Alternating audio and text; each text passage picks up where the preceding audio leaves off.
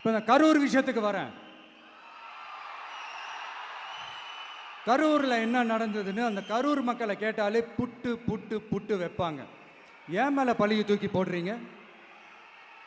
என்னமோ நாங்கள் அரசியலே பண்ண மாட்டோம், இந்த விஷயத்துலலாம் நாங்கள் அரசியலே பண்ண மாட்டோம்னு வீடியோ போட்டுவிட்டு போய் சட்டசபையில் உட்காந்துக்கிட்டு ஏன் மேலே பழியை தூக்கி போடுறீங்க? லேட்டாக வந்துட்டாருன்னு. போலீஸ் கொடுத்த டைமில் நாங்கள் இருந்தேன். நாமக்கல்லேருந்து கரூர் வர வழியில் இருந்த மக்கள் எல்லாரையும் நான் என்ன அம்போன்னு விட்டுட்டு வர சொல்கிறீங்களா? நாமக்கல்லேருந்து கரூருக்கு நான் எப்படி வந்தேன், எவ்வளோ நேரத்தில் வந்தேன், உலகமே லைவ்ல பார்த்துக்கிட்டு இருந்தது. வாய் கூசாம ஏன் மேலே பழி தூக்கி போடுறீங்க? ஒரு மனசாட்சின்றது வேணாம்? சரி, நீங்கள் தான் எதுவுமே பண்ணல சார்.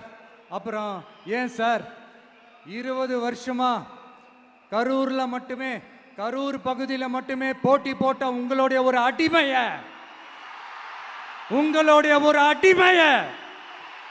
ஏன் கோயம்புத்தூர் வரைக்கும் ஓட வச்சீங்க?